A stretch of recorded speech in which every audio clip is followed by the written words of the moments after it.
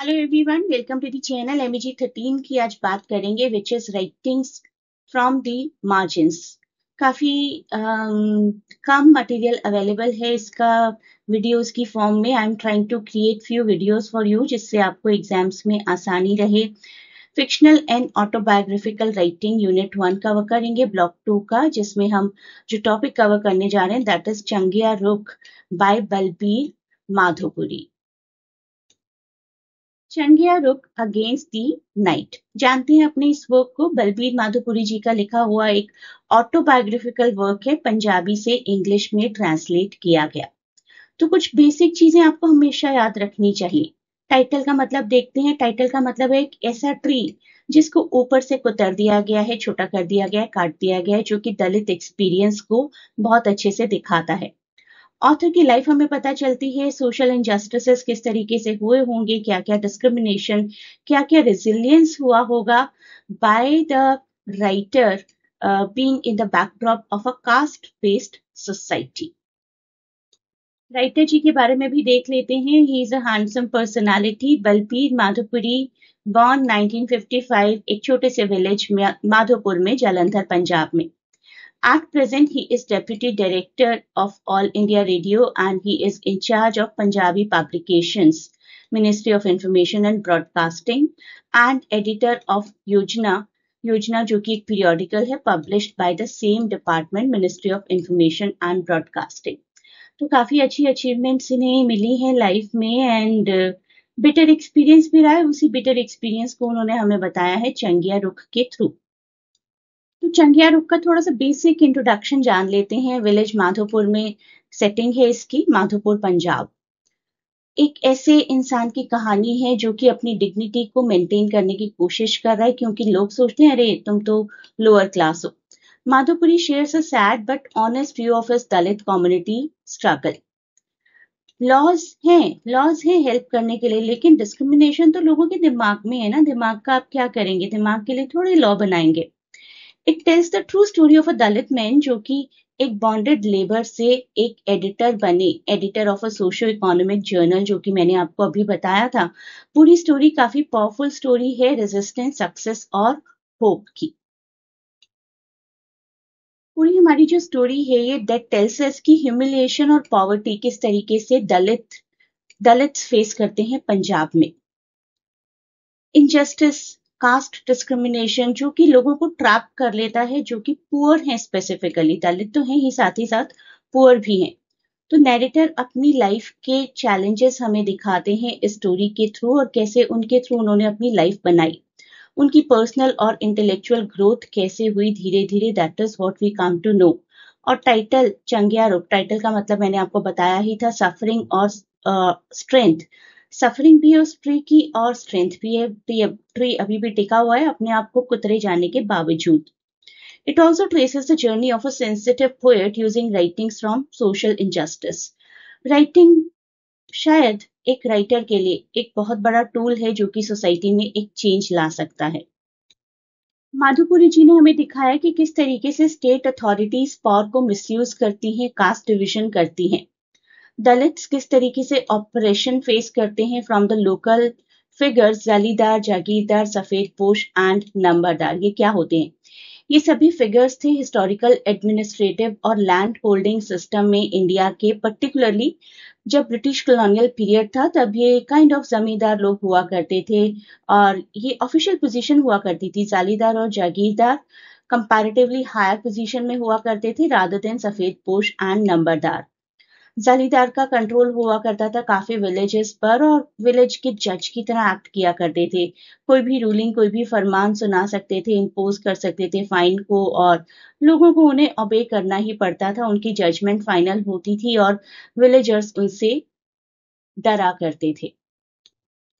जालीदार जो थे वो इतने पावरफुल थे कि 5-7 मर्डर भी करते हैं तो कोई बड़ी बात नहीं है, government will not say anything.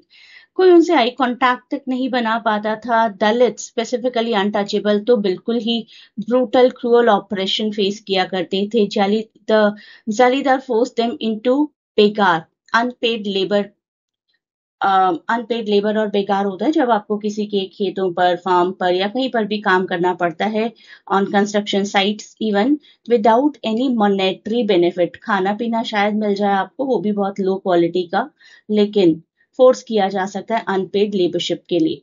अगर कोई वर्क अवेलेबल नहीं होता था तो किसी भी तरीके से उन्हें खेत खुदवाए जाते थे, डंपिंग का काम पकड़ा दिया जाता था, कुछ भी काम, लेकिन काम करवाया जाता था।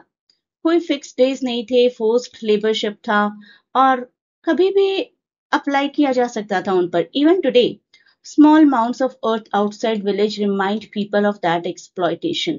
आज भी ऐसा होता है कभी कभी किसी किसी छोटे छोटे गांव में जहां पर बेगारी प्रैक्टिस करवाई जाती है। और everything is not on the paper, हर चीज पेपर पर तो होती नहीं है। बहुत सारे एक्सप्लॉयटेशंस ऐसे हैं जो ऑफ पेपर हमारे इंडिया में आज भी चल रहे हैं। तो ये पूरा का पूरा जो टेक्स्ट है ना, ये हिपोक्रेसी को एक्सप्लोर करता है कि लीडर्स किस तरीके से हिपोक्रेट होते हैं। For Dalits both Hindus and Sikhs treat them the same. Exploitation है, ऑपरेशन है।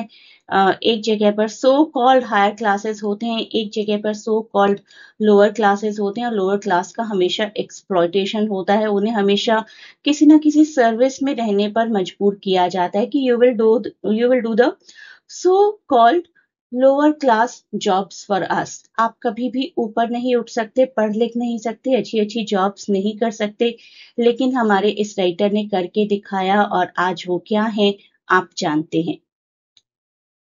तो ऐसे लीडर्स जो कि फ्रीडम चाहते थे ब्रिटिशर्स के हाथों, लेकिन दलित्स को इक्वल राइट्स नहीं देने। अपने राइट्स चाहिए, जब ब्रिटिशर्स ने हमारे राइट्स ले लिए वो वापस चाहिए, लेकिन दलित्स को नहीं देने।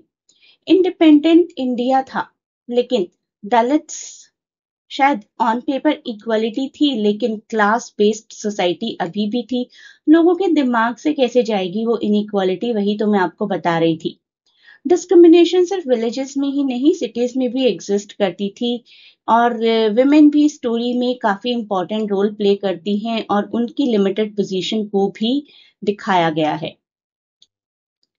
पूरा टेक्स्ट वॉयलेंस दिखाता है फीमेल्स के अगेंस्ट, फीमेल्स किस तरीके से साइलेंट होकर मेल डोमिनेटेड स्पेसेस में रहती हैं।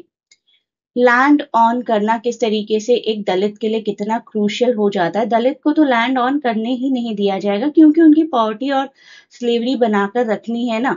लेकिन एजुकेशन से आप कैसे बचाएंगे एक दलित को? अगर एक दलित चाहता है, डिसाइड कर लिया कि एजुकेटेड होना ही है, तो वो हो जाते हैं। Om Prakash Valmiki is a good example, और हमारे ये writer Madhopuri ji good example, जिन्होंने अपनी लाइफ को अपनी पढ़ाई के थ्रू, अपनी एजुकेशन के थ्रू, अपनी एनलाइटनमेंट के थ्रू चेंज किया।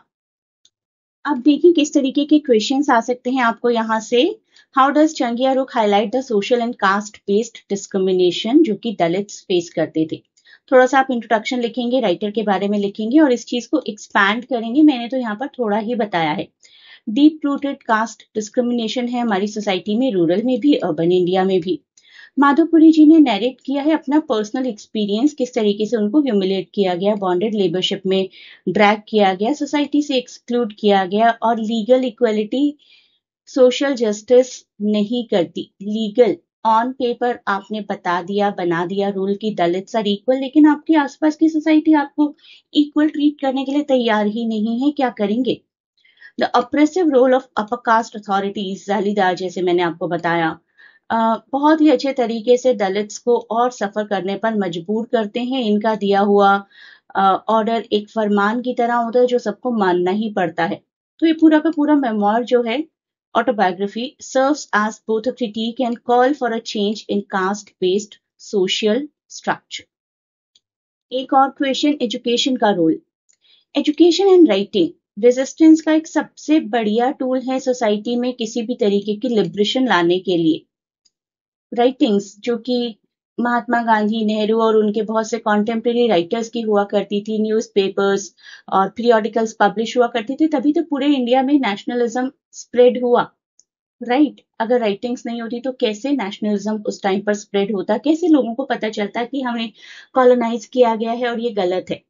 उसी तरीके से जब भी दलित ऑपरेशन हुआ तो उसको भी प्रोपगेट किया गया through writings, through resistance, through self liberation. तो माधोपुरी जी का डिटर्मिनेशन था कि मुझे अब पढ़ना है और अपनी इस हार्डशिप को, अपनी इस साइकिल ऑफ पॉवर्टी को पढ़ के ही ब्रेक करना है। Through education he gains awareness and self worth. उनकी राइटिंग एक पावरफुल वे है to voice Dalit struggle and challenge injustice. Literature उनके लिए एक एक्सप्रेशन ही नहीं है, लेकिन एक एक्टिव पार्टिसिपेशन था अपने आप को ट्रांसफॉर्म करने के लिए, और वो ट्रांसफॉर्मेशन उन्होंने की। And the biggest example is कि हम मास्टर्स के लिए उनका लिखा हुआ कुछ पढ़ रहे हैं। आई होप आपकी प्रिपरेशन में आपको हेल्प मिलेगी इस वीडियो से, और ये टेलीग्राम लिंक भी ज्वाइन कर लीजिएगा। This is for the help of all IGNOU masters English aspirants. इसके फर्दर अगर आप चाहते हैं तो आपको पीडीएफ भी मिल सकती है, उसके लिए भी मैंने एक लिंक दिया है कॉन्टैक्ट करने के लिए। This is a common Telegram channel जहां पर हर कोई ज्वाइन कर सकता है और छोटे छोटे टिप्स एंड ट्रिक्स आपको मिलते रहते हैं।